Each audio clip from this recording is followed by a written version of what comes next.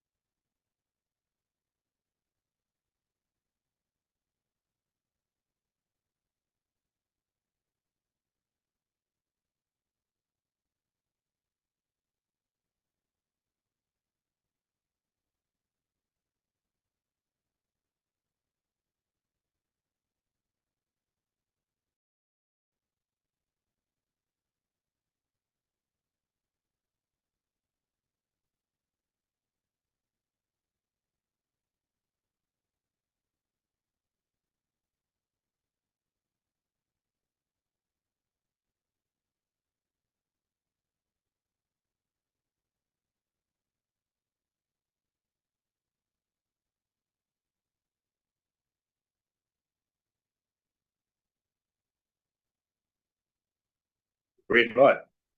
Morning, everyone, and welcome to our Ōtorohanga District Council meeting for the 26th of May, 2026.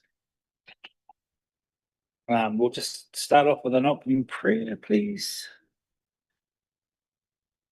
Mā te whakapano, mā te tūnako, mā te kiro, mā te whango, mā te ātai, mā te tamanui, mā te alaha, kia te By believing and trusting, by having faith and hope, by looking and searching, by listening and hearing, by working and striving together, by patience and perseverance, by all being done with compassion, we will succeed. Now I'd like to ask Councillor Barclay for her words of wisdom, please. Thank you. I'd like to take a moment to reflect on the weight of the month we've had behind us. It has been a time of difficult conversations, significant decisions, and careful planning for the years to come. The responsibility of local leadership is not only to respond to the needs of today, but to look beyond the immediate horizon and consider the kind of future we are shaping for our community. Many of the choices we have before us are not simple at times, and the work will feel heavy, but within the weight of it, there is purpose, because every decision we are laying the foundations for stronger and more resilient futures. The work we do around the table is ultimately about people, families who call this place home, and the young people who will inherit what we build, and the generations who trust us to steward the community with care into the next phase of governance. Planning ahead is not simply about budgets, projects, and policies. It's about paving the way for a future that reflects our shared values and protects what matters most and creates opportunities for those who come after us. Today, may we continue to work with clarity, respect, and sense of collective responsibility. And may we remember that the future of the community is not something that simply happens to us, it's something we are building together. Thank you, Taylor. Nice. It's going to be a hard act for the next month's words. Yeah. You set the bar very high.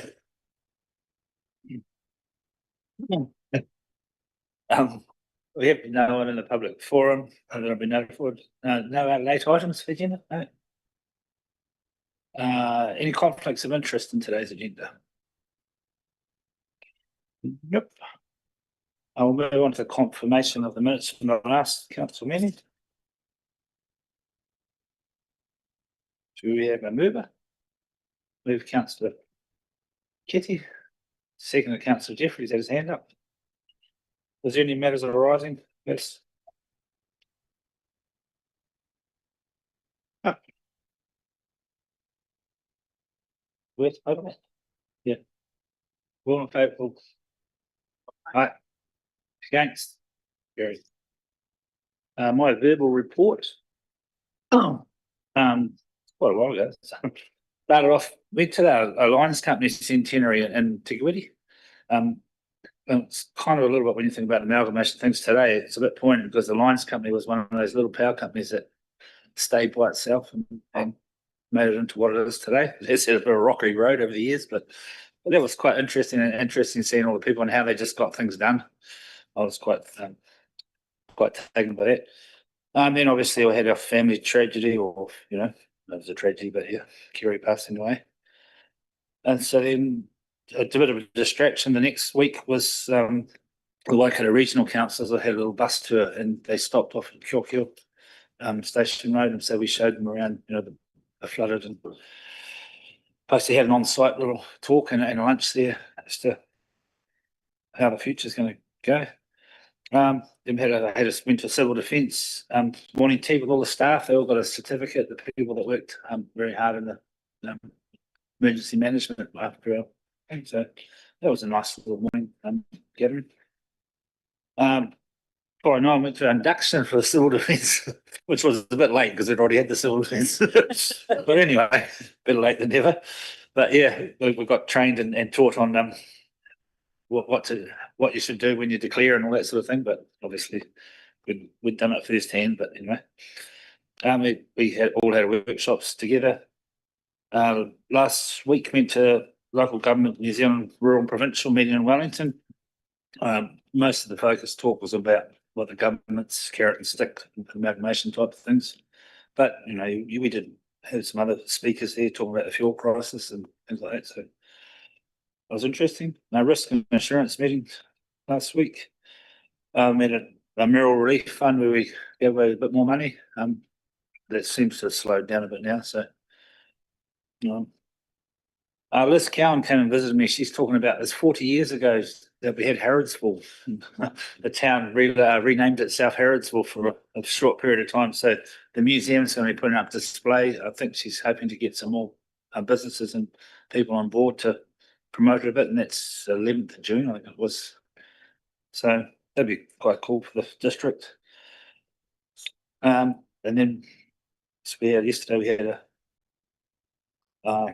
last week, we had a Waitomo and Ōtorohanga amalgamation of the councils got together just to look at this Head Start thing, which we're going to be talking about later. Zone 2 meeting last Friday was, a few of us went to that. And then Waikato Mayoral, all the mayors from Waikato came here yesterday for a Mayoral Forum meeting. So it was quite the day in the staff, and that had to look really, really lovely, the chambers. And so we took over the space for a bit, so it was cool. That's pretty much what I'm up to. So any questions? Move, Councillor Jeffries. Second, Councillor Carr, all in favour? Thanks. Carried.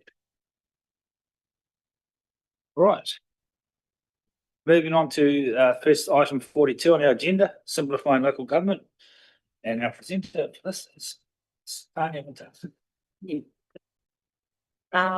Morena koutou. So this is a decision report on your agenda today, and we're seeking approval from council to proceed to engage in the Head Start process that central government has put forth as a way of simplifying local government. This is a big decision, and Councillor Barclay's words of wisdom set the scene really nicely in that this is a future decision to set this council, this rohi, up for the future. So I would like to say that the decision you make in this report can be reversed later on, but if we engage in this process, we are committing to put forward a proposal to central government, which, if approved, sets us on a pathway. So the focus in this of the Head Start proposal would be on Ōtorohanga District Council and Waitomo District Council. within the current boundaries that we have in our respective districts. But we would also include wider considerations in that proposal. Because of the limited time that we have, we must submit our proposal by the 9th of August. We have quite a condensed timeframe in which to do detailed analysis on other options. So we are putting most of our effort into that two council combined option. We've set up a project team, Ben Smith from Waitomo and I as the chief executives, and we've asked two staff to support us with drafting the proposal. We met yesterday for the first time. Our options here are reasonably limited. We have the Head Start option, or we have what's been called the backstop option. It's fair to say there's very little detail available about what the backstop option would look like. But the minister has been quite clear with his use of the terminology carrot and stick, and that is that the Head Start program is the carrot and the backstop one is the stick. So participation in Head Start in terms of the advantages puts both councils in the driving seat as the masters of our own destiny, signalling to the government a willingness to engage in the process. This morning, Waitomo District Council considered this exact same paper, the same report, and it was passed unanimously down there. So I'm happy to take any questions, or you might wish to add. You wish? Oh. No, I don't have a lot to add. I think it's a situation that we didn't, when we had our little council only meeting, that we were just going to not amalgamate, stay by ourselves and do the right. And I think we have been doing the right thing. It's not a signal that we've done anything wrong. It's just a signal that the government, as maybe some councils around New Zealand have done things wrong. But we kind of, with the limited facts that we've got and the limited timeframes, I see pretty much we don't have a lot of options, I think. But we, the Waipa have signalled that they want to go with the super city type thing. Although they haven't voted on it, but that's what they're in the media is saying and publicly, so they want to have a massive Waikato region super city type. That's signal steer from them. So I don't know if we want to be part of that, but I mean that's, but at least this way I think Waitomo people are very similar to our type of people, and it holds up the values of the Taylor's words of wisdom. So yeah, so question. Yeah, thanks, Your Worship. Yeah, on page 23 under the heading "What criteria will proposals be assessed against?" Just a couple of points. 5.6. At one stage there, I had a feeling that one of the criteria for any unitary authority was a base population of 50,000. Is that not the case now? It's not. Okay, that's good. And in the 5.7a, it talks about proposal being realistic. I'd just like to play devil's advocate for a moment here. Are we able to expand on this aspect a little more in the proposal? For example, is the cost of any proposal that incurs costs that we are unable to meet without compromising levels of service or by not imposing a rates cap realistic? Question one. And without central government funding assistance, our ratepayers will once again have no choice but to fund this latest government initiative in an era where many are struggling to cope with ever rising fuel and living costs. How can any proposal be realistic without recognising that? And if this is the reality, then we need to be upfront with our ratepayers and make it very clear that any rate increases resulting from a merger or an amalgamation and the restructuring that will follow is not of our doing, and we should not be the whipping boy of central government. I also just want to make the comment here that I also have much empathy for what our staff must be going through. This matter on top of the uncertainty surrounding the future or futures of some relation sum in relation to the transfer of water services in July next year must be really unsettling. And we as councillors need to recognise how all these changes are affecting our staff. So I just wanted to record those comments. Do you want to give? Through you, yes, some of those are comments and I won't respond to them, councillor. But in terms of staff, it was interesting talking to another chief executive yesterday. So there's about at least 4 of the councils that sat around the table yesterday, maybe 5, have not settled on any direction at all. They haven't even got a preferred option. We've got about 4 that are preferring the unitary, 1 Waikato, the whole of the Waikato, right? So sitting next to this particular chief executive, she said to me, you're so lucky that the 2 councils have come together to at least form up a direction for you to decide on tomorrow. She knew that we were taking the paper, today.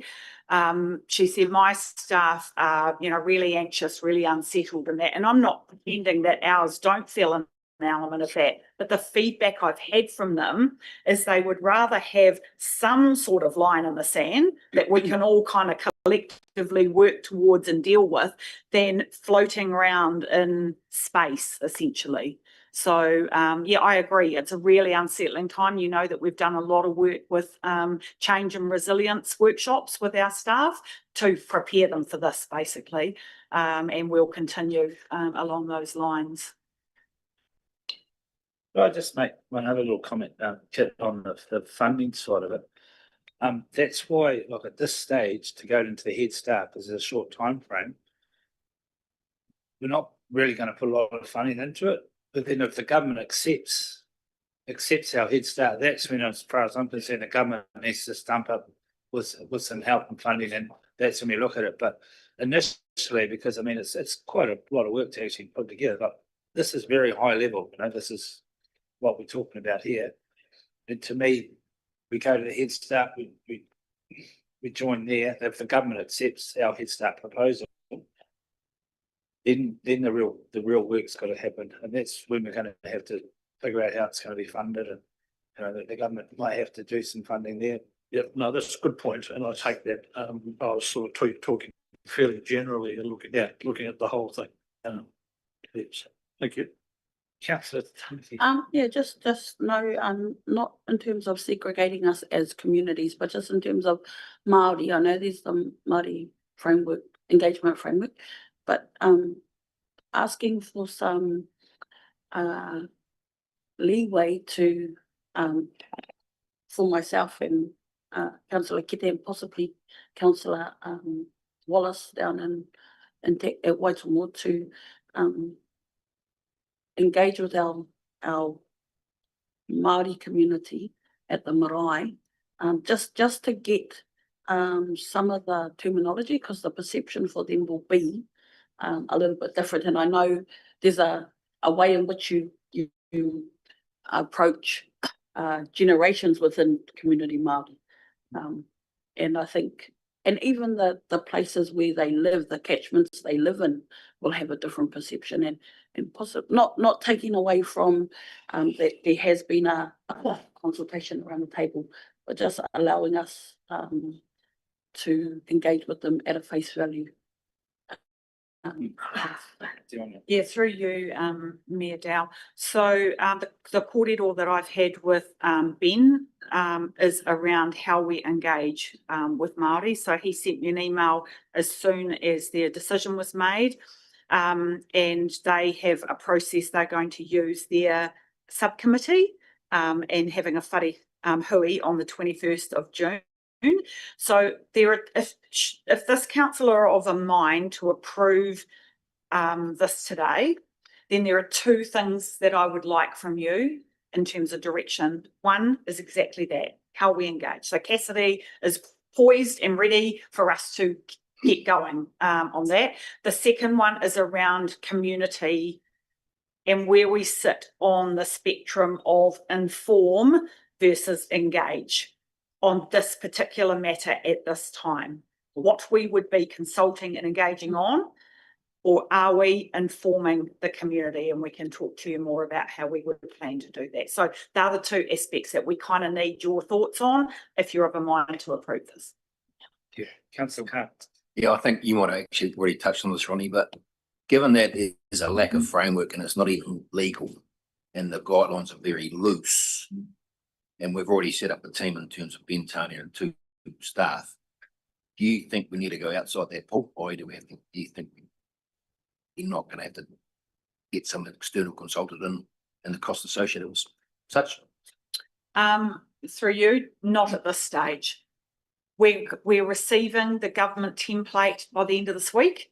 The template should give us more information, and I've been taking notes across the various hui that we've been to. So I've got a whole kind of screed of notes. The Regional Council, Waikato District Council have done a heap of data analysis for us already that we're now sense checking. So we're all kind of supporting each other in terms of making this first part low cost and not getting in lots of expensive consultants. So I believe that we can get a proposal ready for you to review, and we've got a timeline around that should you want to proceed. Councillor Buckley. Thank you. When we had our first initial talks about this coming out, I think I brought up about sort of a mutual understanding between the mayors if we wanted to sort of run with our own plan and not be lumped into this super city. Yesterday, from your sort of conversations, was there any talk of that if we were to sort of do this, or is there still risk of us being sort of lumped into that sort of Waikato super city situation? There's still an assurance, you know, but it's only a gentleman's assurance that they won't lump us in. I'm going to Friday, for instance, I'm going to Taranaki, and Mike's coming with me, Mike and Peter, the mayor of Waipā. So I'll be struggling through him. I won't bring him home if he's but you know, like, I mean, I think we're on pretty good speaking terms with, so I don't think there will be. I just, yeah. Councillor, Councillor. Yep, okay. Because it's such a pivotal moment through the suggestion of Waitangi and Oto amalgamation, I'm pleased there are Māori wards are here and have the ability to be part of this decision. I'm hoping everyone will remember this today, us being here, and hopeful that the Unitary Council, if we do go in a referendum, will remember this and hopefully have us part of the table. Thanks, Tim. The only thing I'll just mention is there's not a referendum right now. Yeah. No, I think Tanya, yeah. Yeah, so yeah, no referendum as such. So the proposal will be for a unitary council, so picking up the regional council functions as well as the district council functions. So that's a non-negotiable bottom line from the government, and we need to demonstrate in our proposal how we intend to deliver the functions that the regional council currently does.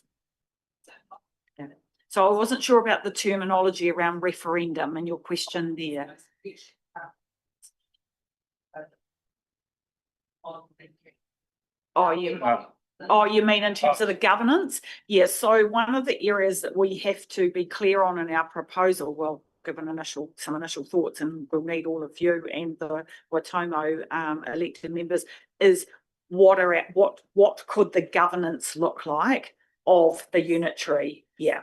And does it have community boards and standing committees and how many councillors and Māori ward and that kind of thing? So I guess bringing you back together to have a kōrero around that and giving us some direction would be really good there.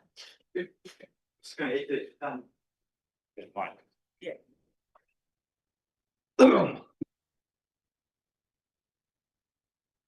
Yeah, just on the Maori ward, so I guess we'll need to get an indication going forward what that new legislation will look like. So with the Waitomo Ōtorohanga amalgamation, we lost at poll last time, so we would have no Maori Woods for the next 2 elections. On the other side, Waitomo have never had Maori Woods, so they could conduct a poll at the next election. So we'll need to get clarification on what that will potentially look like going forward, but that's still unknown at this stage. And conveniently, Graham is going to a representation review workshop down in Wellington tomorrow. Yeah. And so maybe you could ask Please, Graham. Thank you. Councillor Barker, please. When will we find out our obligations that we're required to do for once the regional council disappears? So we had a presentation yesterday from the regional council on what their functions are. And I asked the CE ahead of yesterday, it would be really useful for us if he gave an indication of any legislation or government direction that looked like it was going to change the delivery of those functions. So for example, monitoring and enforcement is kind of being spoken about at central government level to become nationally led. Right. And so it's good for us to kind of know that so that we can factor that in. But he took us through all the functions that they currently deliver, how they rate for them. Yeah. What revenue comes in, where that comes from, etc. So we've got that presentation, and our 2 that are ready to write a proposal if we need one are ready to go with all of that. Yeah. Councillor Jeffries. Oh, thanks, Your Worship. Yeah, just one last comment. On page 27 of the agenda under the heading Options Analysis, can I just make a comment there that despite what the government say, biggest isn't always best. And I'm concerned that any new unitary authority that includes Ōtorohanga and Waitomo may have a detrimental effect on local representation for the likes of small communities, such as Carfield, Mokau, Benidale, Taurora, and so on. So we need to ensure that any future governance structure continues to recognise and gives due regard to our small communities and their inalienable right to democratic representation. And I ask that this matter be recognised in all future discussions on governance and representation. Thank you. Yeah, no, thank you, Kit. Yeah, there's plenty examples of how the big ones aren't working too well. And we're actually one of the most affordable rates in New Zealand. So I mean, anyway. Councillor Butcher, Hear what you're saying through you, Chair, Rodney. Hear what you're saying, Kit. At LGNZ on Friday, DIA were there in relation to this, and they gave the impression when putting the proposal forward that you have to consider your local people and their voices. They said it quite a few times, so here's hoping. It's one of the criteria. We have to demonstrate how we will give effect to local voice through any new structure. Right. Not a question, just okay. Yeah. Before the carrot and the stick approach, I've always been against amalgamation, but I think I'm really proud of us and Waitomo for, like Rodney and Tanya have said, we're sort of almost like trailblazers amongst the councils because they're all running around like, I would say, headless chickens, not knowing, their Tinder dating style, who they're going to go with. But I think we're like-minded communities. We really engage with our communities. So I think like us amalgamating, we've got a really strong case for not losing our localism, and that is one of the criteria. And when DIA said that there wasn't a magic number of 50,000, that really sat with, in my heart and thought, oh, we've got hope of not being swallowed up by our neighbours. So, yeah. Michael, we haven't heard from you. Is any comment on it or? I suppose, totally echo the comments of Katrina. Yeah, I think what makes us great as a council and a community is our localism and how I suppose how we know our district so well. And to me, the shame would be to be swallowed up. I think there's definitely neighbouring areas from councils that are like-minded, and I think as Tanya said, we need to be open to potentially capturing some of those areas if they want to break away from a super city.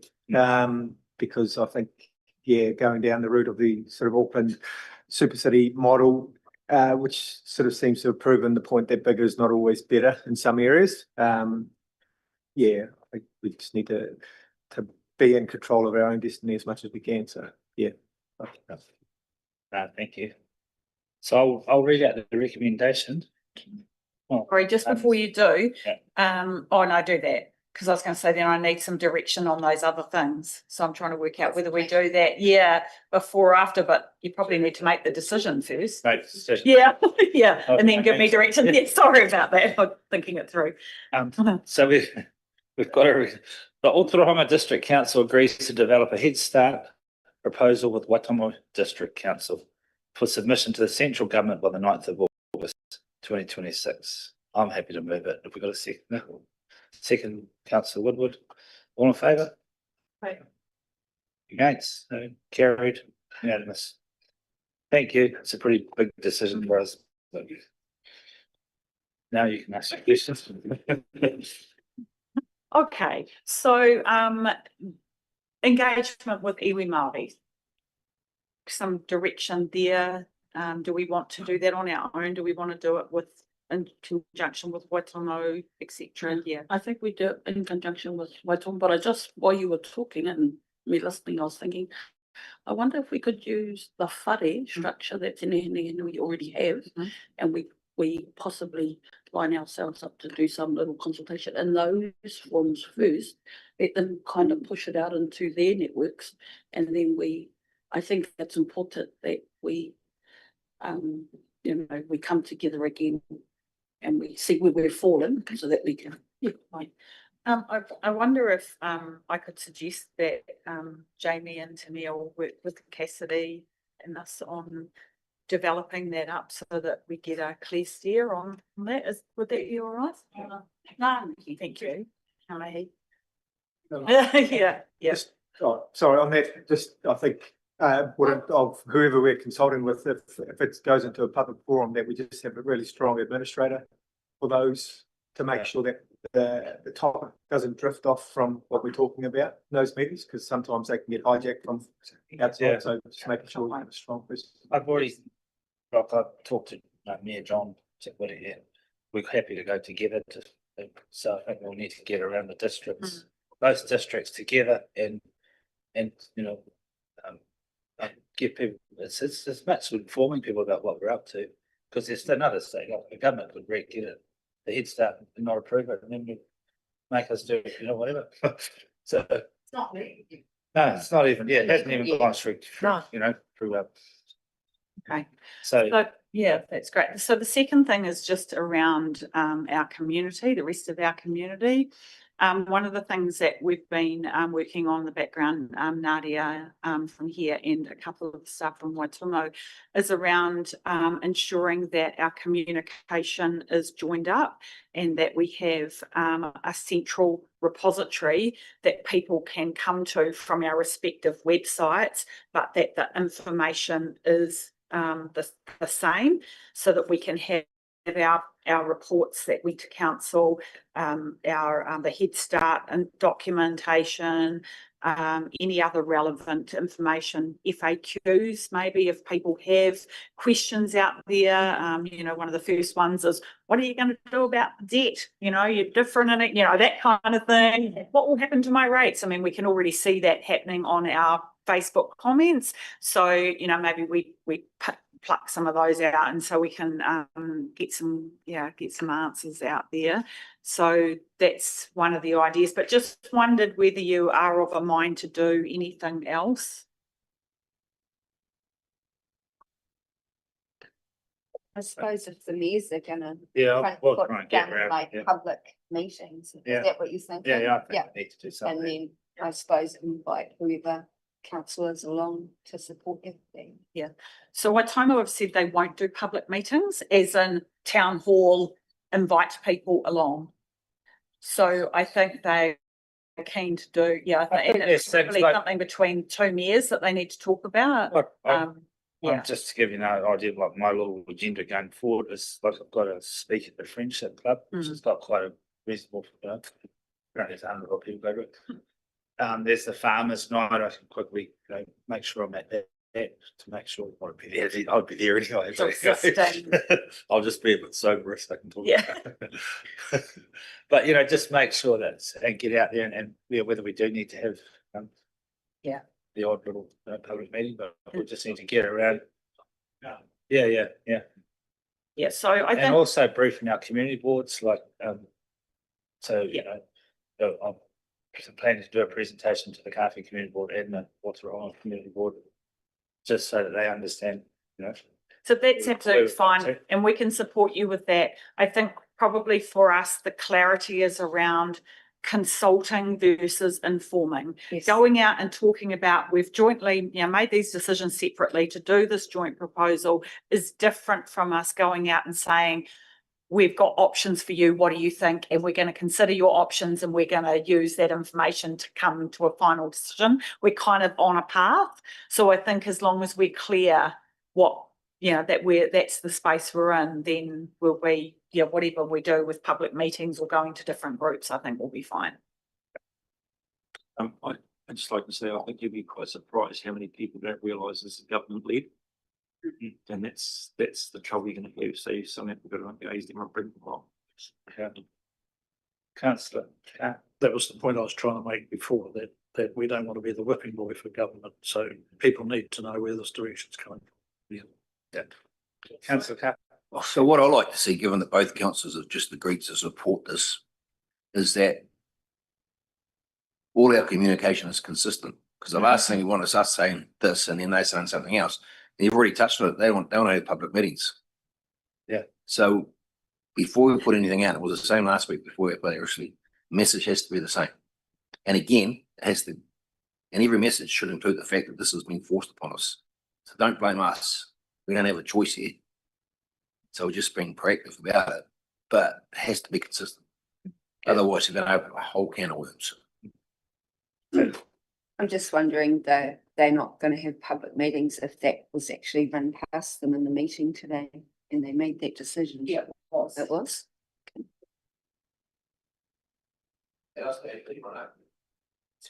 Yeah, no. Set to get around. Yeah, well, you do things our way, and as you say, Yeah. as long as the messaging is consistent, we'll get key messages, up and running so that we've got that. Okay. Thank you. Moving on to item 43, alcohol. We need a drink. Alcohol fees bylaws. Thank you, Tony.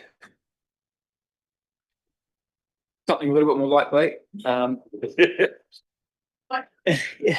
So to bring a report back, if you recall, we gave you a workshop around a couple of bylaws we're looking at doing. And so the direction was to bring back a report around a business case, basically. This is not to approve the bylaw or give us a head start to go into it. It's whether the business case stacks up. So if I look at the executive summary and start off on paragraph 2.6, and I'll take you through the rationale behind it. So currently, and all these costs, how they're broken down are in the report. So to administer our current alcohol licenses around, well, exactly $87,145. So that's made up of different things. Our current cost recovery without an alcohol fees bylaw is 30%. So we recover 30% of that through our fees. Waitomo and Waipa both have alcohol fee bylaws. I recall that Waitomo is 70% cost recovery, Waipa, and Waitomo is 75%. So if we assume a 75% cost recovery, lifting from 30%, and that would be done incrementally, not in one hit, then that would give us an additional revenue of 39,215, which is 0.24% annual transfer from rates to user pays. So that's the financial benefit. A rough cost estimate of preparing the bylaw, and this is engaging my time and policy staff to support us into our shared service agreement, is around $8,000. And so there's a business case that this stacks up financially, and there'll be substantially offset the cost in the first year through the additional revenue. So that's really the summary that we wanted to bring back to the council.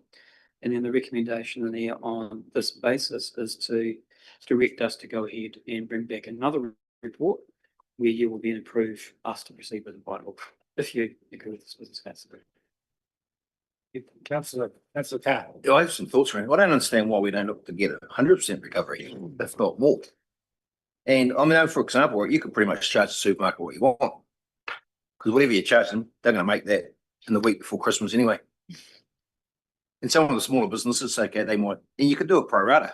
So, okay, so you might get 70% recovery here, you might get 150% recovery supermarket. And they can argue all they like, but the reality is that, firstly, I don't think supermarkets should be selling booze anyway. You know, so that's a whole different discussion. But if they're going to sell it, let's get full recovery from them and some. We could build that in. That would make it a more complex bylaw if we're looking at differential recovery. But that's of course your decision. So we've made an assumption that you want to align generally with our neighbours, but you don't have to. You could have a higher of us, exactly. Yeah. Thank you. I think it's a really positive step aligning with our neighbours, so that maybe it's a policy that can just be easily joined together in the future. So yeah, and if I hear what Councillor Carr's saying, but if we do that, then it's not as easy to integrate them later, maybe. And just remember too, a bylaw process needs to go through a public consultation. If we were to target supermarkets, I can bet your bottom dollar there'd be a very strong legal case against us doing that, and it'd be very well resourced. So we would have to defend that. So that's one of the disbenefits of targeted cost recovery versus a blanket, say 75 or maybe. Yeah, I don't know. I struggle with that whole. They just police the supermarket. They break the law every new year. They sell product more than 25% of its normal retail price. That's illegal for a start, and no one does anything about it. So they can pay legal card all they want. They're just one voice. You know, if the public says the supermarket should be paying more, what are they going to do? They're going to bring their lawyers in to submit on our bylaw and cost us time and money. It's another discussion. I'm just interested in that. More so the small, you know, the small events really. I mean, if you're commercial and that's your business selling alcohol, then you know you should have to pay for licensing. That's what everyone has to pay for to run a business. There's all sorts of rules. Everyone's got rules, regulatory things. But I'm more interested in just trying to get my head around, like if you're just doing something as a fundraiser or you know a small club, is that like I mean, So we'll be able to bring that back. So if you give us direction to bring back a proposal to you, that'll be part of it. We'll bring back what that means for across small users to big users, and we'll show you what that additional funding would look like. And then you can have a decision whether you do that in one hit or over 3 years or 2 years, whatever you want to do it. because you know, like your rugby clubs, your soccer clubs, or whatever. Like your rugby clubs now, like they don't. There's sort of a thing where there's 100 people or less or more. Not that many drinkers are left at the rugby clubs like they used to be. Like, is it based on what they're building? Like, for instance, say the rugby club just say downtown. I don't know what it's licensed. It might be for 200 people, but they barely have. So could they just get a license for 100 people, or what's that? There's different tiers of licensing based on risk, basically, and it is loosely, I think, aligned to the numbers of people, also the risk of something bad happening. So clubs are at the low end of the risk because they're usually pretty well managed and there's not a lot of issues. But we can bring that back to you if you want. Because that's the ones that concern me, is they're not. Well, they're helping sell alcohol. They can help revenue to run their club. They're not kind of. It's not their their profit margin, so to speak. So Well, you've got the option, if you wanted to bring a bottle back, we could exempt. So in our fees regime, just picking up Councillor Carr's suggestion of maybe differential cost recovery, we could also exempt some potentially as well. So we've got a whole lot of options to how we do this. Yeah. Okay. So part of your licensing thing though is to do with your building. But Yeah. So that's determined by fire and emergency. So therefore you've got X number of people that you're allowed in your building at any given time. And that forms the basis of your license. Councillor Jeffries. Yes, thanks, Your Worship. Yeah, just on page 30, clause 5.1. Through you, Tony, can I just ask, how many licenses are we dealing with here? And what do the licensees get for their money? I don't have that information of how many. There's not many, I can't give you numbers. Yep. What they get for their money is a piece of paper that says they're legal. Yep. And they can legally sell alcohol. Right, so in the worst case scenario here, or best case, depending on how you look at it, someone paying 2,000, whatever it is, gets a piece of paper that says you can sell alcohol. That's it. That's the license regime that we work under. Right. Does any of that money go back to the people who are most affected by people who drink, like the alcohol, drug and alcohol people, or anything like that? Does it get filtered down to them, or I might be able to vendors, or to Councillor Carr on that one.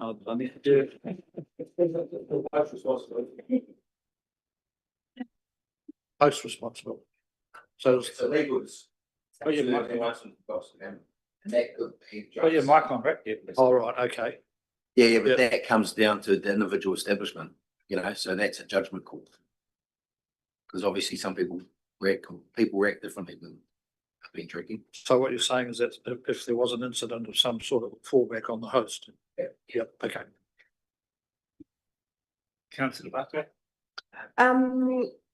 Thank you, through you. I just had a question, for existing premises who are already selling alcohol, would they have to, if we pass this, would they have to reapply, like do a new application fee, or would they just pick up the new annual fee? That's a really good question. So it would come in from 1 July on whichever year you choose to bring it in. And then from that point, there would be a new fee applied. If I need to check when the license, and you might be able to help this, Shane, when the license expire. If they expire partway through the year, I don't know what you're saying. Do we then bump the fees up partway? There may be a pro rata that we can apply, but I need to check that. Yeah, I'm not quite sure the rules around that, but that'd be a sensible way of doing it. Mm.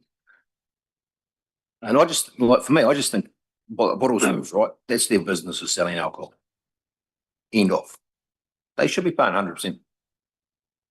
Supermarket shouldn't be their core business, but a big chunk. They can afford it, so charge them more. And then restaurants and stuff different, because I'll go use our establishments for it. 73% of our business is food. So why should we pay 100%? But I think everyone should be paying 100%. But especially if it's your core business, that's your business. Why shouldn't we get full cost recovery from them?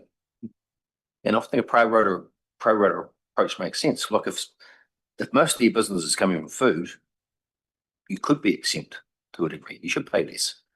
But if all your business is booze, I don't understand why they get upset when you got to pay full recovery for it. That's what you do. That's your business. I'm not sure if anyone's actually getting upset. This is bylaws so that we can actually. Yeah. Well, everyone will, but then yeah. When we go out for consultation, if you approve this and Yeah. you approve the bylaw, if we go out for consultation, there's going to be submissions. There's going to be, there's strong lobby group for the alcohol commercial license premises that do some in the supermarkets as well. So we would expect submissions depending on where you end up with the fee regime. I know for a fact that in South Auckland, some of those supermarkets, 50% of their sales were alcohol. So. Okay. So we've got a staff recommendation. The Ōtorohanga District Council direct the Chief Executive to prepare a alcohol fees bylaw termination statement of proposal. Report to formally approve the bylaw preparation process. Have a bit. Hang on, I'm not really clear what that means. Does that mean? So when it says the chief executive, I think that means me. Yeah. Tony's not Yeah, but she's Not allowed to put that in here, but. So we're not, at this stage, we're not talking whether it's pro rata. or- I'm your own. No. employee. Okay. No. Yeah, okay, sweet. at this stage, we're just talking about the bylaw. Like, we have no mechanism at the moment, apart from whatever the government says you're allowed to charge on machine. So this is actually just the mechanisms that we're putting some little bit of investment towards the bylaw so that we can decide to charge. Moves Councillor Jeffries, seconded Deputy Mayor Christensen, all in favour?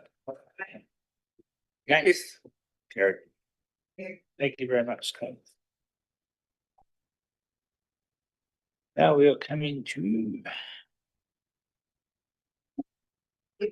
airport. Mr. Brown Bum. Please tell us all about the airport and how it's.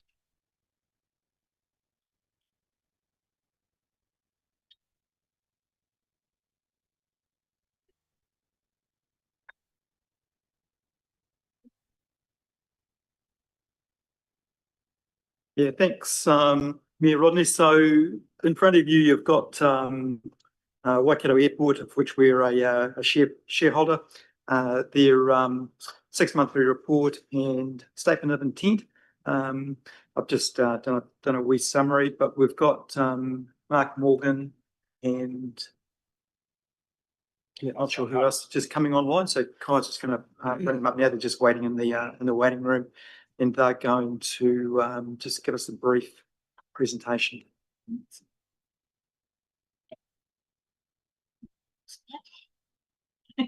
I like to put King Country District. We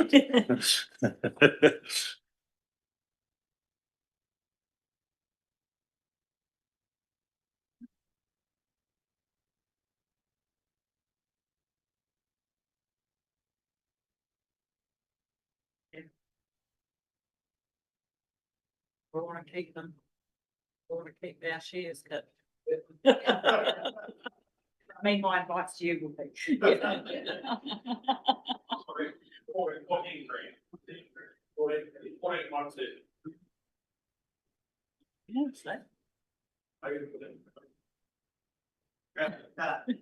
Limited from X now. Yeah. That's right.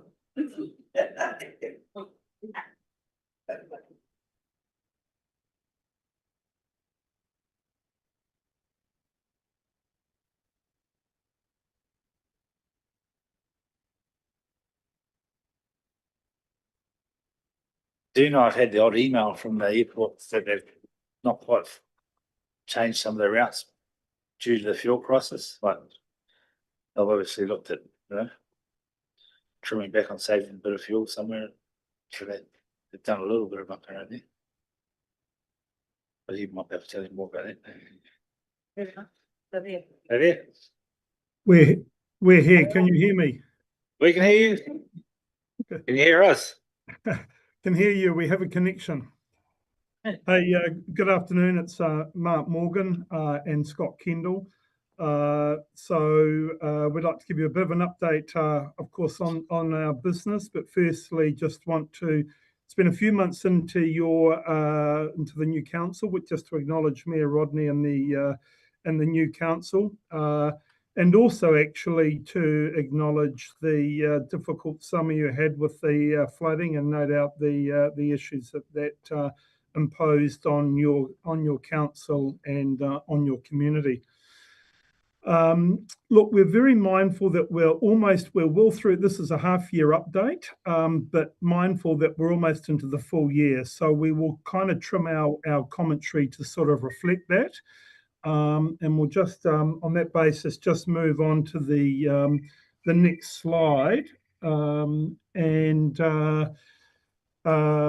really give you a bit of a highlight, both looking back and more importantly, looking forward. But you would have seen from Scott will go into a bit more detail on the financials, but you would have seen a half-year result that was about break even in terms of the trading business.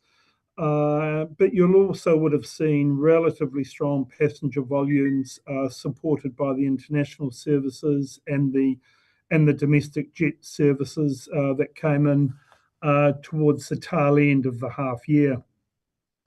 We also had during this time a significant investment, capital investment, approximately 12 million in that half year.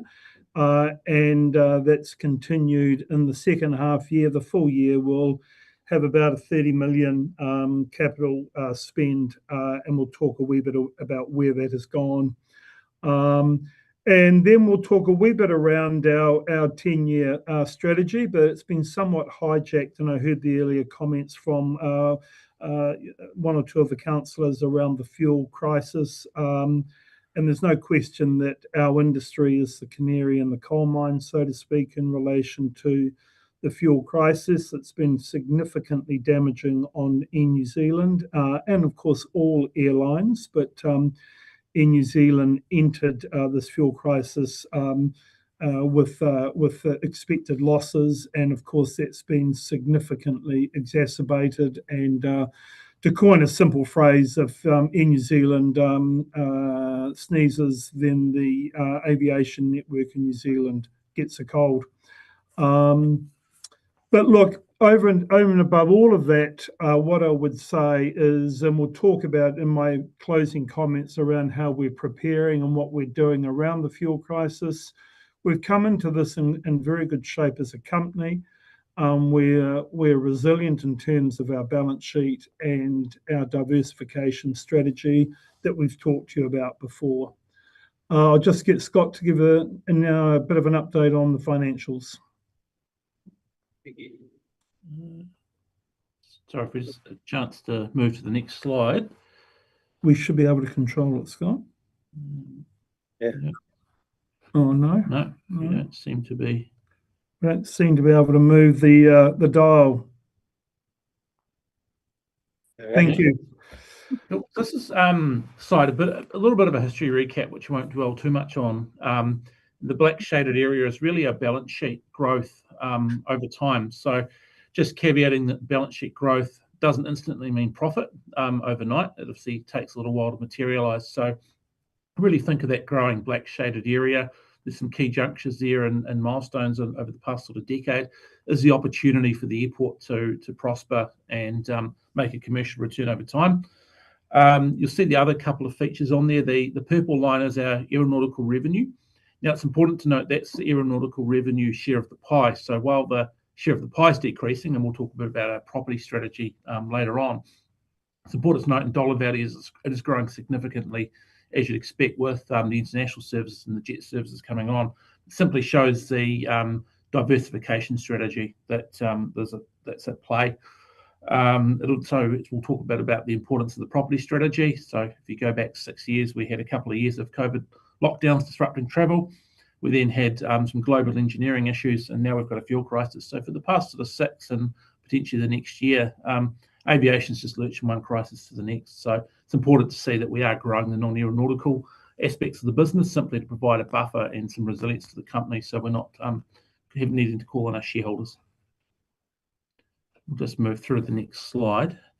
As far as the sort of financial update, excuse the pun, this is a bit of a runway looking back last year and out of the next couple of years. So the half-year result was a break-even result. That in itself was a bit of a milestone. So when we agreed to enter into the arrangements with Jetstar and with shareholders' blessing, it was expected we'd run at losses for a couple of years. Obviously, the service is only 6 months old. Already seen the strength of a couple of other jet services come in on the domestic network, and just generally growth across that has meant we were able to return to break even sort of within 6 months rather than 18 months to 2 years. So we're really pleased about that. Obviously, that has somewhat dampened for the balance of the financial year with the fuel crisis and looking ahead for next year. Ultimately, We will make a small loss this year, but we are still more profitable than we expected to be starting the financial year. So shows how significantly the airport has grown. Looking ahead for next year, look, I think the new revenue streams, we expect to see the bulk of those materialise through a mixture of leasing and increased aeronautical activity. Be nice to make that profit number, but just will dampen that, is likely to be dampened a little bit, depending on how long the fuel crisis plays out for. Just note too that we have a significant amount of investment, as Mark talked about, and that's leading to an increase in debt. However, ultimately, the investment we're making is all new business, all income generating debt. So as we take on more debt, we're actually growing the earnings. We're not simply reinvesting that and replacing existing assets in the business that we can't achieve a higher income from. Just move through to the next slide.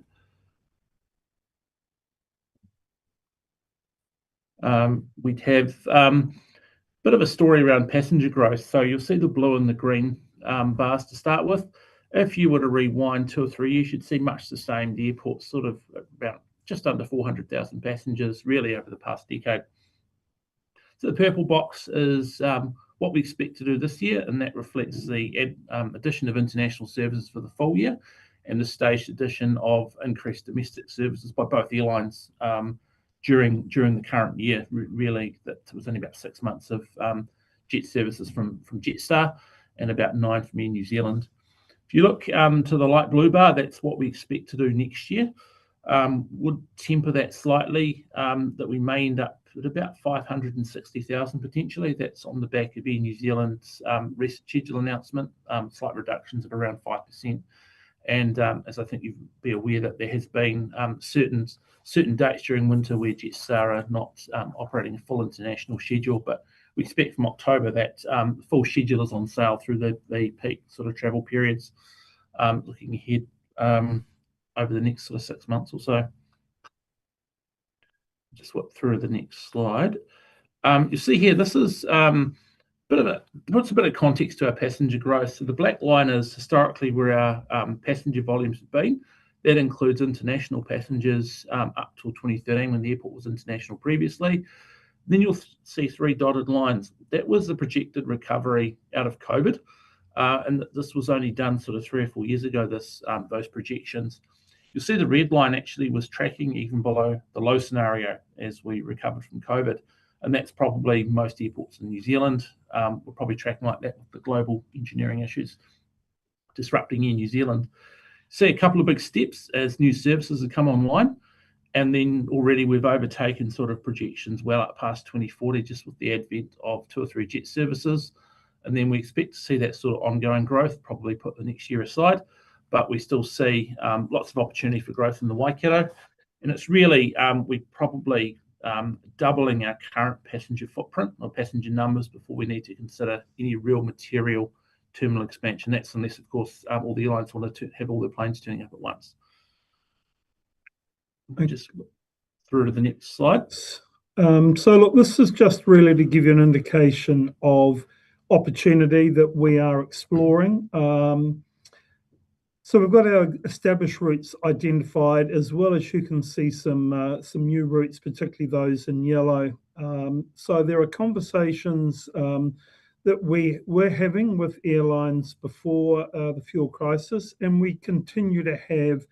But I think the general comment I would make is that the airlines are wanting to see through the fuel crisis before they make any kind of serious commitment or enter into further discussions around expanded routes. But what I would say to you as shareholders is that the services to Nandi, to Brisbane, to Queenstown, and to Melbourne all stack up in terms of the viability around our market and our catchment areas that would be able to support those international services. And we have an expectation that we try and secure 1 or 2 of those over the next 12 to 18 months.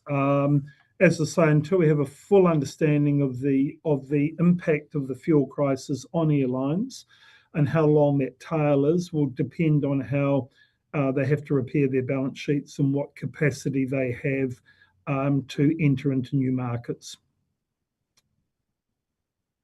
The runway designation, I think you'll all be aware that we have recently received the regional infrastructure funding from the Crown, so 6.5 million from the Crown, of which we're going to put another 3.5 million or so in, and as a result of that, we will extend the runway by about between 200 and 250 metres, as well as expanding our apron space to accommodate particularly the ability to land wide-bodied jets, not for scheduled services, but for an alternate for weather or other disruptions, particularly at Auckland.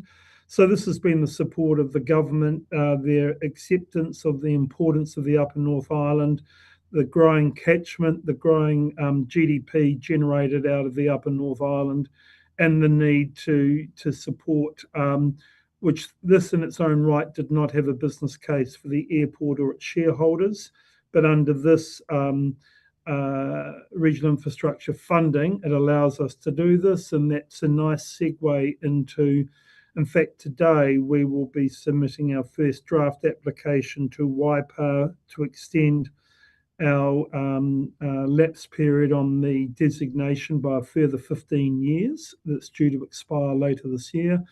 That draft will sit with Waipa for a couple of weeks, and then it will move through to be a formal application through an independent commissioner, planners, etc., with an intention that we have a decision somewhere between July and September when the designation lapses.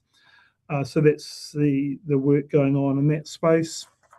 I'm just going to, in interest of time and probably interest from you, that's just a reminder of our a map of the airport and our land holdings, and just a reminder to our shareholders that you often are asked about us selling land. We have acquired about 80 or 90 hectares more than we've ever sold, and so this is just the reinforcement, particularly of Precinct North. And if we go to the next slide, this will give you an understanding of the render. Many of you will have seen this render, but that's how we propose seeing the development of our 100 hectares of Precinct North, perhaps over the next 20 years. About 70 or 80 hectares sits in our development company, Titanium Park, and the balance fringing the runway sits in the parent company, in the airport company, and that land will only ever be developed under a leasehold structure to protect access to the airport and aeronautical businesses. And you'll see we've also got the provision of a freight hub, which would, if developed as you see it, would be one of the second largest freight hub probably in New Zealand at that point. So that's whilst we are developing land, we are very mindful of our core responsibility to grow and protect the infrastructure that supports aeronautical development. And then the next shot, that's just, that building's now complete, but that's the Asmus tenancy. They took over on the 1st of May. They have a 20-year lease with the airport company with 2 10-year rights of renewal. It's a 5,000 square metre building, so it's a big building, and that's our anchor tenant on Precinct North. We have a bit of interest on both further design builds and a land sale, but some of this is slowing down, as you're probably seeing in your own territory around conversations are progressing, but people are somewhat got their eyes north to the Middle East and to America before they finalise decisions. I won't spend any time. We'll move through the slide to the last slide, which I think is more the useful sum up. So look, what I'd say is that we will still deliver our FY26 financial performance, based that the fuel crisis has been at the back end of the full 12 months, and we were ahead of forecast leading into this. Our key projects either have been completed or are on track. We've mentioned the jet service performance, both the domestic jets and the international jets. We've got good support from Jetstar. We are talking to them about the services over the next 6 months. So there is no intention for any of our routes to be removed, but there will be some consolidation of services, as Scott mentioned earlier on. How does that leave us? I think it leaves us for the next financial year. We're finalising our budget at the moment, which we present to the board next week, which is really a three scenario approach to our budgeting, and that is perhaps a slightly optimistic, slightly middle of the road, and a very conservative outcome, and what that means in terms of the financial performance of the company and what measures we may or may not need to take depending on our lead indicators, and in particular the passenger numbers. What I would say is our long-term strategy is that this supports our long-term strategy, which is our new 10-year strategy around both growing the aeronautical business and growing our non-aeronautical business. We've invested significantly in people to grow our business, and that is still very much the focus of the business. So we are looking through the fuel crisis, but we're under no illusions that if this continues, that it will have significant financial pressure placed on the business. But we are ready for that outcome. And that's it from us. Thank you. Self-explanatory. Any questions? Guess what? Mr. Councillor Jeffries has a question. I think he used to work at your fellas here years ago. Yeah. Yeah, good day, Mark. How are you, Steve? Yeah, good. Scott, I mean, sorry. Yeah, nice to see you both. Hey, a very good report and very encouraging with what you've achieved and where you're intending to go. So congratulations on that. You sort of covered off one of the questions I had, Mark, was that I had here any thought of freight cargo going ahead and including livestock, sort of like horses and that sort of stuff.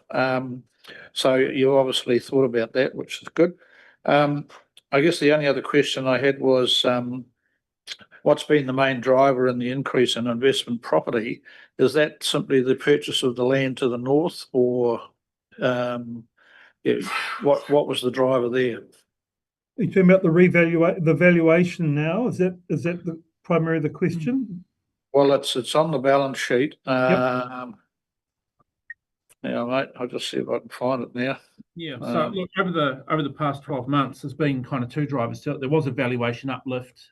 So as the land was rezoned to industrial use and development began, there was quite a significant uplift.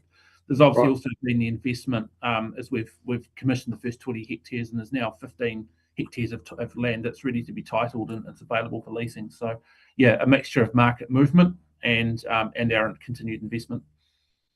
Oh, yeah, that's a good result. Like I think the increase was about 44 or 45.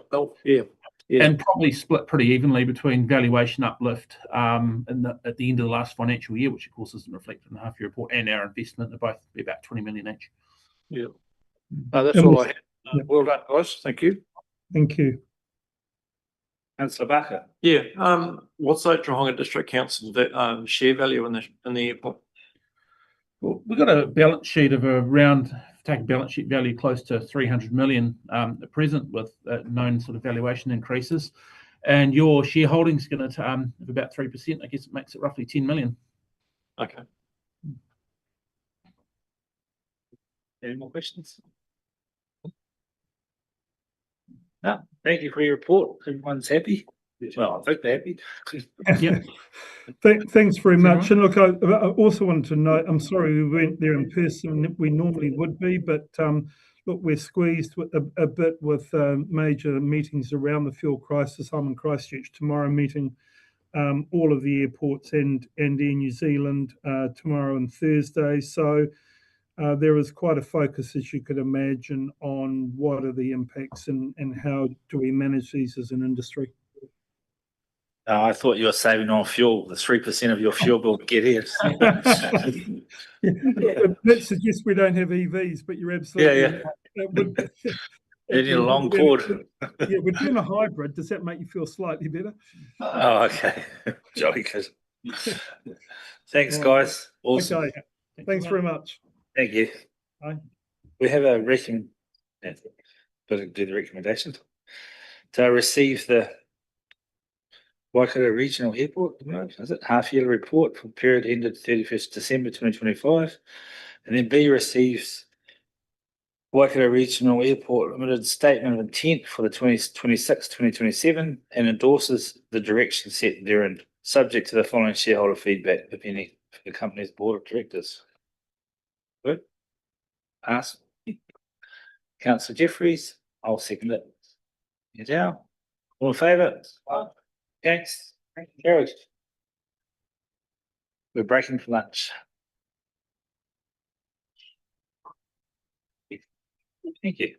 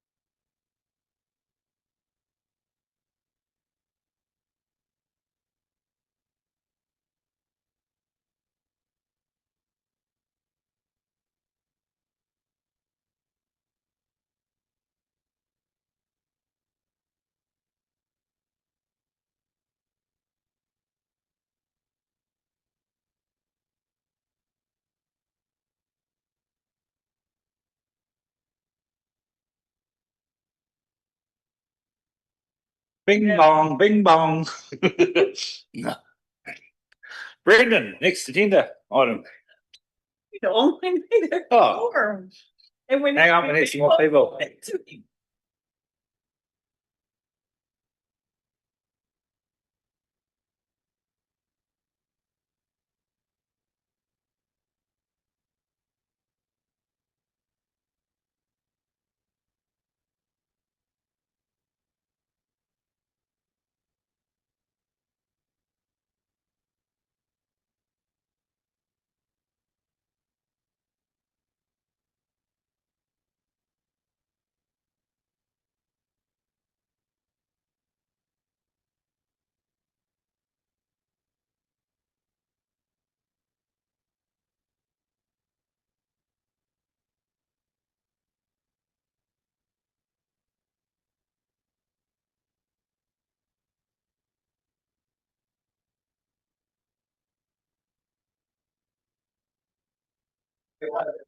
Oh, yeah.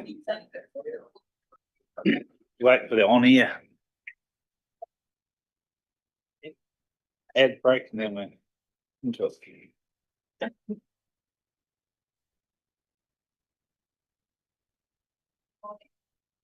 Afternoon watches. Brendan is going to take us through the finance report to the 30th April 2026.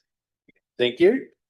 Yes, so this is, finance report for 30th of April.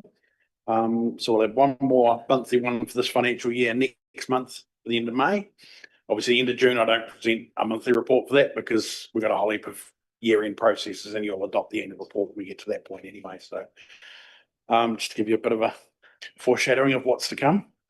In terms of this, that's the end of April. So we're in a healthy position there in terms of our surplus. We've got a $1.5 million surplus against a year-to-date budget of 415. A lot of that's due to our revenue being up with the grants, particularly around the subsidy that we're getting from NZTA for the work that we've done as a result of the weather events. We're getting a better subsidy rate on that. Excuse me. And in terms of expenditures, we're slightly up on budget. And again, a lot of that's in that other expenses area. And a lot of that is in road maintenance, which is around, again, the same thing, dealing with weather events. Moving on to page 67 of the agenda, the balance sheet. So we're in a decent position there in the balance sheet as well. We've got working capital $4.1 million, or just under 4.2. So the non-current assets is as I talked about there, is investments. So last month, you may recall that Councillor Jeffrey asked me a question around, it was actually the cash flow around the purchase of investments. That was actually to do with the loan that we've given to Waikato Water for the establishment costs. So they had a budget of, I believe, 16 million off the top of my head that was spread across all 6 shareholders. Our share came to about 600,000.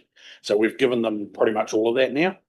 That money we will get back when we transfer our assets. So we get that back along with the internal debt on our borrowings plus the costs of our transition. So any staff time involved in getting us to a point that we get some of that back as well. And they also pay us interest on this loan as well, which is nice. So that's what the movement in the investments is related to. It is not reflecting the airport. That will be reflected at the end of June. When we get their financials to the end of June, we'll obviously adjust the values of all their investments to reflect what they've done. Page 68, combined cost service statement. So this is where we break everything down by our current groups of activities. As Anne talked about in our workshop earlier, this will probably change when we get the LTP. Then those groups of activities will all be different.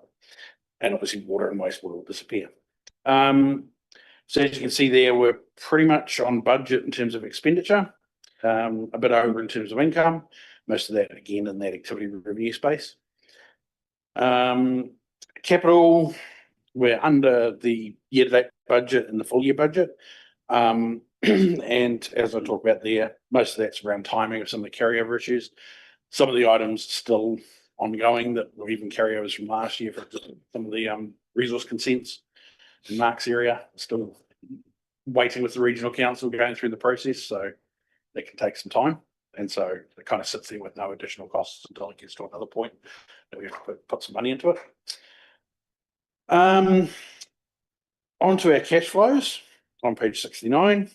So we're at 5.7 of income or cash in from operating activities. So that's the day-to-day running the building and running the council type stuff. To do our investing activities, we've got $7 million going out, which is mostly in all the capital work that we've done. $3 million of additional borrowings from where we started the year. And so we end the end of April with $2.8 million sitting in the bank. In terms of our debt profile, so as I mentioned in here, we have 13 million, and you can see it in the table as well. We've got 13 million maturing over the next 3 weeks. 3 million of that tomorrow, 4 million on the 12th of June, and 6 million on the 15th of June. Graham and Tanya are just going through the process of signing the bits of paper we need. What we're doing is we're borrowing that full 13 million tomorrow, and then we're going to put the excess in the bank and then use that money to pay off the next 2. We're splitting it over a number of terms, so we're doing basically 3, 6, 9, and 364 days, not 12 months. If we do 365 days or 12 months, it creates a whole extra process we have to go through because it's over a year. So we're doing 364 days. So yes, we're splitting it 4 million in the first tranche. So that's the one in September, or August, sorry. And then the rest, 3 million, 3 million, 3 million. The theory being that when that August one comes due, we'll have had most of the rates and we might be able to repay some of that and then possibly reborrow later on when those other ones come due if we need to. But we can reduce our debt in that first tranche, and obviously that saves us interest costs for the year as long as we can. And then the last bit was the forecasting to the end of the year. So as I mentioned last time and put in the report, we were going to get to do some work on doing some forecasting. They've done a pretty decent job considering it's the first time I'd really asked them to do it. There's obviously some improvements that I'll work on with the staff and getting some better information, or possibly spreading things a bit better. But based on where we're at, with the remaining 2 months of capital expenditure for the year, we're looking at about 1.3 with what they've told me. So we'll end up with our capital expenditure at 7.6 compared to the 10.8 in the budget. Some of those projects, as those who are at risk and assurance, Mark talked about the reseals, for example. Those have been delayed due to the weather events, so they'll get carried over to the following year. Obviously, we do in sort of September, I'll bring through a report to council of the budgets that we want to carry over to the new year for anything that we haven't spent or we've started the work but it wasn't finished by the end of June. And so we can go through that in a bit more detail as we get to that point. In terms of, and then obviously there's some things that we've saved money on, such as the solar panels, for example. We had a budget of 300,000 and that's come in at about 70,000 for the 2 buildings. So that's worked out. We've saved quite a bit of money there. In terms of operating expenditure, we're expecting about another 5.5 million over the next 2 months. Well, I guess month and a bit now, but 2 months as at the end of this report. Which would give us total expenditure of 31.8, which is up on the budget for the year. But again, a lot of that is associated with the emergency response costs and all the increased road maintenance we had to do as a result of the weather events. But that has been offset, obviously, by the increased subsidy as well. So you should end up in a pretty decent position there. So any questions? Councillor Butcher. Through you, Mayor. Thanks, Brendan. Just a couple of things. In relation to when we're in the risk and insurance and meeting and overdue rates and water rates, how does that figure in the whole information you've just given us? Yeah, so in the balance sheet on page 67, the trade and other receivables line, that reflects outstanding debts. 67, sorry. Yeah, so the second line under current assets, trade and other receivables, 3.8 million. That's our total money owing to us from rates, from water, from other debtors, plus some other little rats and mice stuff in there as well. Okay. It was a little bit higher and when we're in that meeting. End of March, yep. Yeah. Oh, no, yeah, that was end of March. Mm. Yes. Yeah, so obviously we've had some money come in since then. Oh, Um, oh, that's wonderful. And I mean, obviously with particularly in rates, a lot of people pay by direct Yeah. debit, so that will always come down as you go through the year. Okay. You'll find if you look at the rates figures by themselves, it'll jump up in July when we send the first bill. It'll come down quite substantially in August when the rates are due. Then the debit sort of and then January is the next bill, shoots back up again, and then does sort of thing. Yeah, because there were some long-term overdues on that as Yeah, well. yeah, and so obviously, I'm sure everyone's aware we've had that abandoned land sale that's been settled. Mhm. And there's actually YouTube videos of the guy doing it Yeah, up if you want yeah. to watch it. Yeah. And then we've got a couple more rating sales that we're in the process of potentially pursuing now. Okay, thank you. The only other thing was more of a comment and just under expenses on page 65, employee benefit expenses. Yep.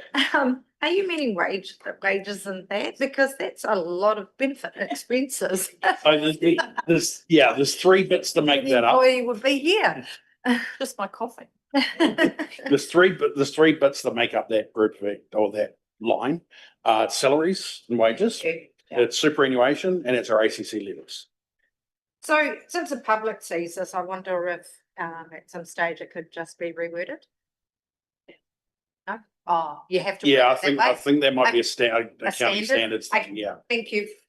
And I guess I will point out salaries and wages does also include elected members, it's not just staff. Yes. So that's, yeah. Thank you. Councillor Jeffries. Oh, thanks, your worship. Yeah, sorry, I was busy and I might have missed it, but the interest rate that you just borrowed at, what was that? I haven't looked at the notes, so I don't know. He sent them to me, but I haven't actually had a chance to look. 2.6. Oh, okay. But it would be based on what the things were, it's probably in the low threes. Low threes. Yeah. Yeah, because I think from what I can recall, I think irrespective of the government's budget was coming out, the Reserve Bank, I think, have already flagged that they can't see any movement in rates for some time yet. Is that your understanding of the OCR? I mean, yeah, different economists say different things, obviously. Yeah. And the Reserve Bank might be flagging one thing, but they might be also not wanting to spook the horses. Their next announcement is tomorrow. So that also was part of the decision as to why we thought, let's take it all now rather than doing it piecemeals over the next 3 weeks. If we take it all tomorrow, then if they do suddenly announce a big increase, I'm not saying they will, but if they did, that would obviously have flow-on impact to our interest rates. So by locking in tomorrow, the full 13 million to repay those, we should hopefully be locked in at a better rate if that was to happen. Thank you. Councillor King. In terms of the unpaid rates and how high it is. Yep. In terms of your council and financial knowledge, is the active reducement in payments at a good pace? Is it, do you feel that we are actually on top of this and it's reducing at a good pace? Yes, yeah. So it's keeping pace with what it normally does. Obviously we do have some of the more outstanding ones, and Teresa's doing a great job of chasing up a lot of those and doing a lot of work and trying to do those. Like I say, we've now gone into the process. We've done the abandoned land sale. We've got a couple of rating sales that are in train at the moment, which is not something we've historically as a council pursued, because there is obviously, what's the word? I guess you could say drawbacks to that for the members of the public. But obviously, if we don't pursue those people that owe us a lot of historical money, then that puts more strain on everyone else because they have to make up for the shortfall. So no, I'm pretty confident with where we're going in terms of recovering all that debt. I think it's making good positive strides on it. It's quite cool to see that old house that got sold. It's getting done up. It's got windows. Yeah, it's pretty. Yeah, I mean, not a bad story, I suppose. So now look, the resolution is that the Ōtorohanga District Council received a report titled "Finance Report to 30th April 2026" by Brendan O'Callaghan, Manager Finance. Do I have a moved Councillor Tamaki, second Councillor Woodward. All in favour? Passed. Against? No one. Thank you. Thank you, Brendan. Now we want to know what everyone's been up to. Council updates. We're going to start at Councillor Carr because he's got some big news on. He's been up to something quite exciting. Well, his mother has. Oh, I've been to workshops. I did have a meeting with one of my constituents. They got some concerns around the speed limit on the Waikeria Road. Like, population of that road's pretty much 4 times what it was when they first moved there. And obviously with the Waikeria expansion, a lot more traffic flow. So they want to know how they about potentially move the idea of lower from 100 to 70 or 80. So I had a discussion around that. So I've got to do some more homework on actually what we do next. Because obviously a lot of lifestyle block people, a lot of people, young families, and that prison expansion has brought a lot more traffic on that road. I've been asked by one of the schools in my area to do a fundraising quiz. And then the other two I sort of think it's a good idea as well. So realistic, I'll probably be doing 1 for all 3 schools, which is great. And then obviously mum's investiture on Wellington on Friday, which is pretty cool. Yeah, awesome. It's me. Councillor Butcher. Awesome. No specific order. I attended the Elevate Business Breakfast, which was about being able to have people pay their bills and the problem of it at the moment for as a business is me having people pay their accounts. Then I went to the Head Start at LGNZ.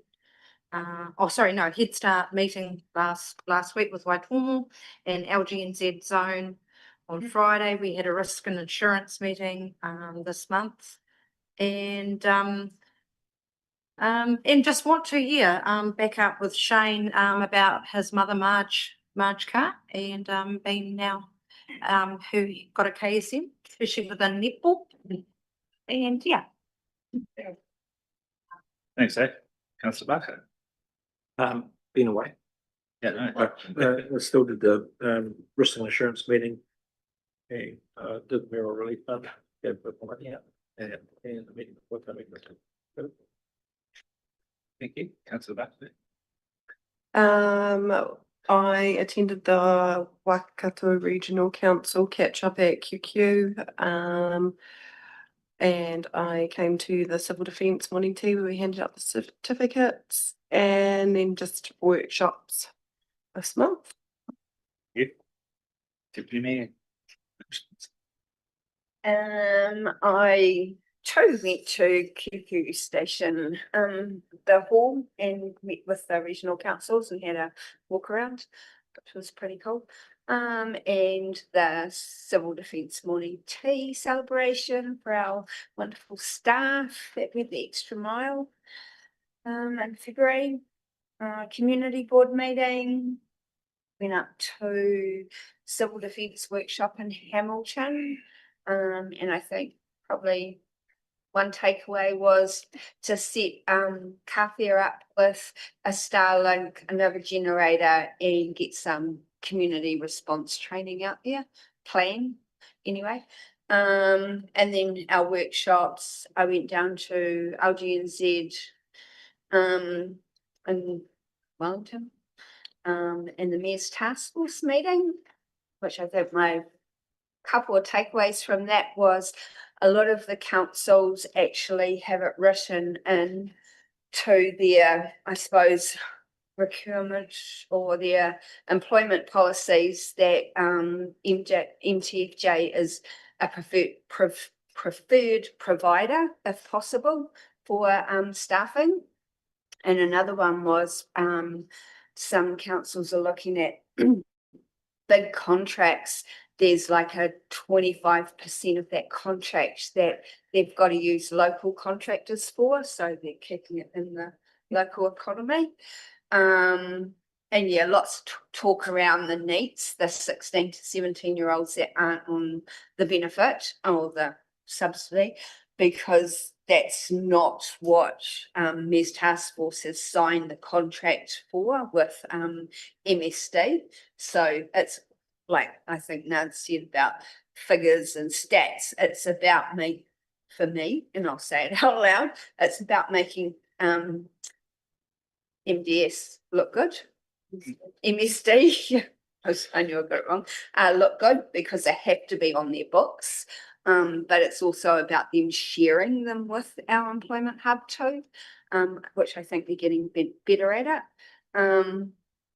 And I went and spoke at the Rural Women's Dinner, not about council, but I did do a little bit on Head Start, but doing a timeline of actually tidy gardens, and it was quite interesting for me to learn that I've been doing the baskets for 20 years this year. Okay. Right. Yeah. Yeah, Head Start workshop with Waitomo and Zone 2 on Friday, which I think my takeaway was Mayor Toby said a few times to the bigger councils, remember the littler councils, the smaller ones, don't swallow them up. You know, it's a worrying time. Have those conversations. Yeah, that's me. Thank you. Councillor So the Waipa Water Scheme met for the first time. So I attended that. Quite interesting to hear a bit of history and the challenges that they have trying to find a few water leaks are in place. Their cost to implement this system. And then King Country Development Board also met for our first time. Been able to regenerate the pool. I think they whittled it down to about $70,000 at one stage. It's back up to about $4 million. So looking to start investing that back out into the community. So we've got a strategic meeting coming up, I think, next week. So basically try and come up with a better plan going forward as to how to appropriately manage those funds. And then, attend the local LGNZ online meetings regarding the amalgamation stuff, and then our Waitomo catch up as well. So, speak to you, Councillor. No particular order. JMA around with the joint management team. Some workshops that we had here at council. Listened to a couple of I logged into some stuff with Rahit for the LGNZ stuff, listening to stuff around disasters and natural and just how our landscape is in the next coming years. Logged into Te Maruata, listened to stuff around national funding, which I couldn't get my head around, but no doubt they will let us all know. Tended Zone 2, that was really, really nice, I think, following on from Deputy Mayor Christensen around hearing Toby say don't forget about our little councils. The hui with Waitomo, I think, was productive.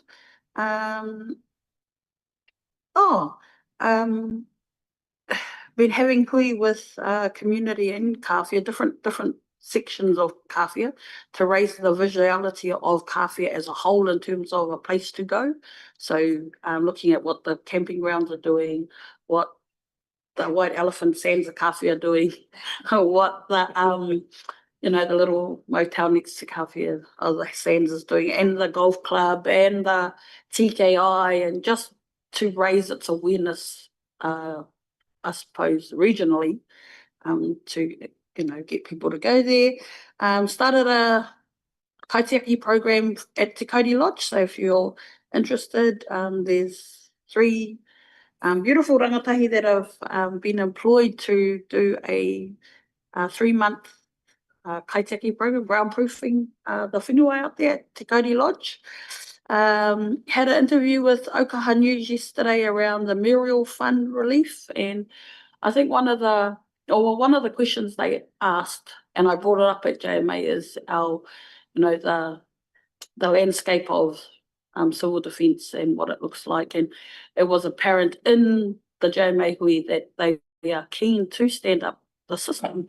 One of the things I brought up at JMA and yesterday was, if we're standing up the system, we need to stand up the people too. So I felt in both forums that there was lots of talk of the system and very little talk about how we're standing up the people.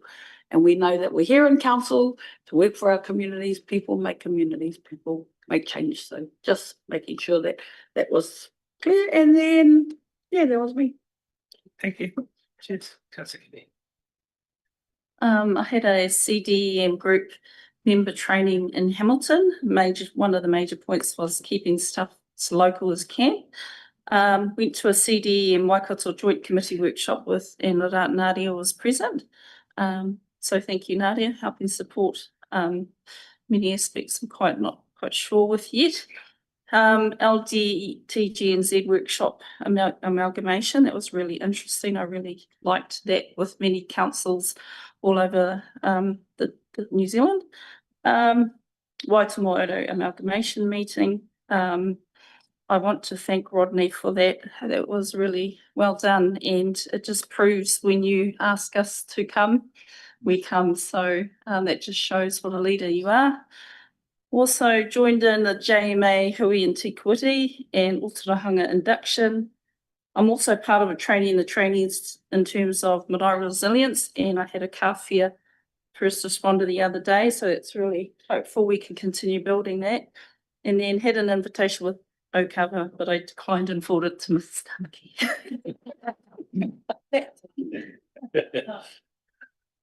Councillor Jeffries. Thanks, Your Worship. 8th of May, Tihiroa, a rural water supply meeting. 11th of May, went to the CDM briefing in Hamilton, which was quite interesting. I thought John Fennell was quite interesting when he talked about the hamstrings that were put on him. He thought that he could actually take some of the people off White Island and they wouldn't let him go.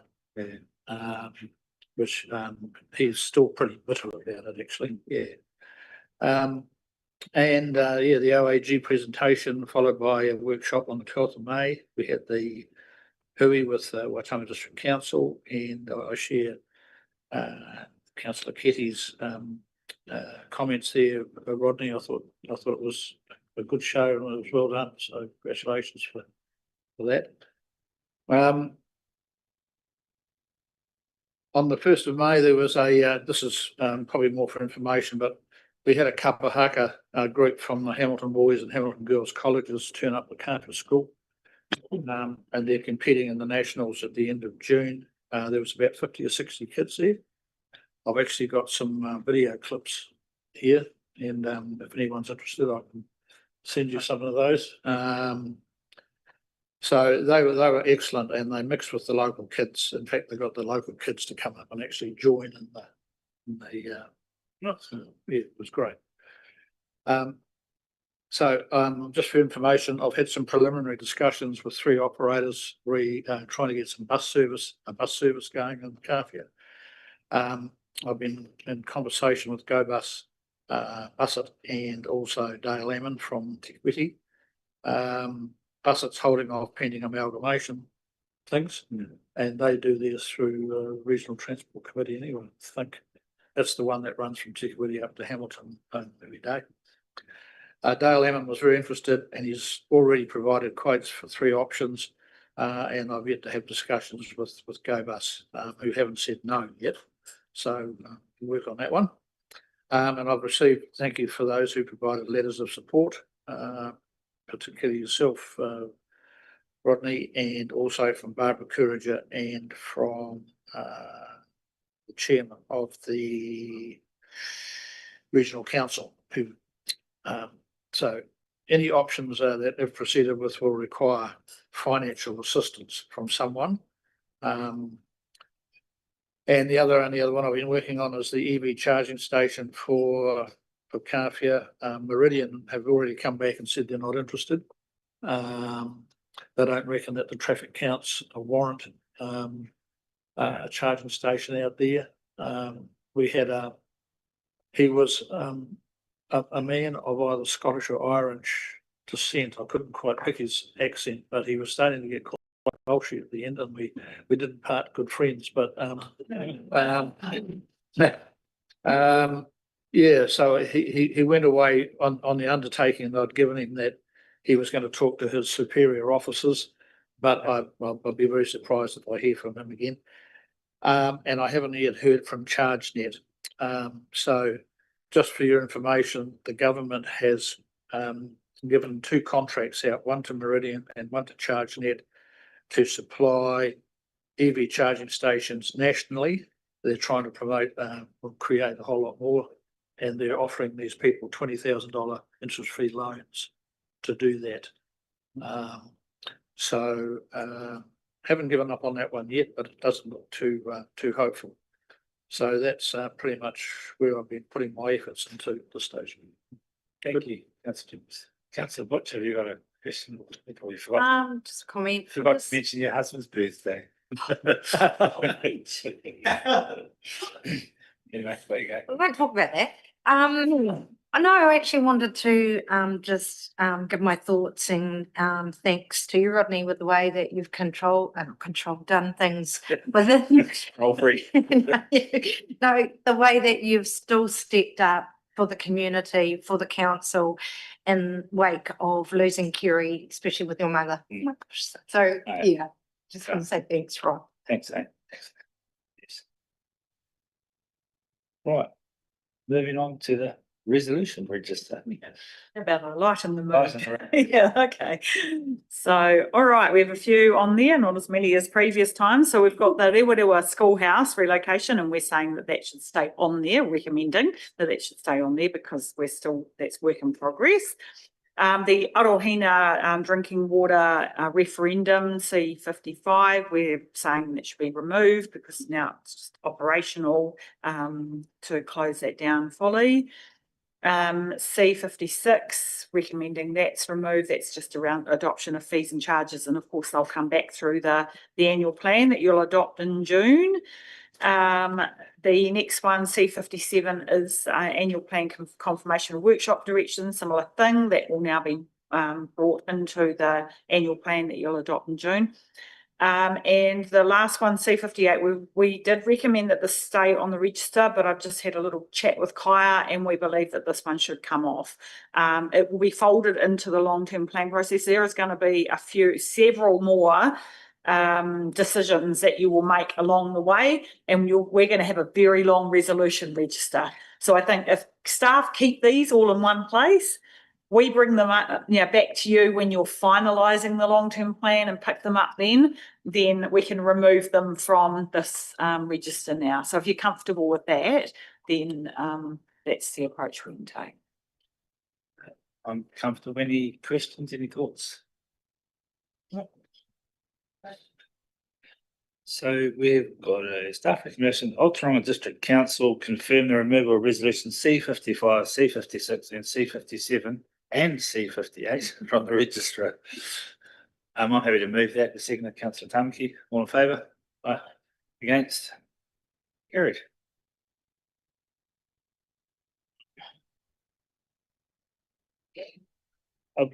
We have no public excluded. No public excluded. No more. Oh, we have a closing cut here. And then going through other shots. Right. Mati Whakapono, Mati Timarako, Mati Te Tero, Mati Whakarongo, Mati Mahitahi, Mati Manunui, Mati Aroha, Tātai e tau. Thank you.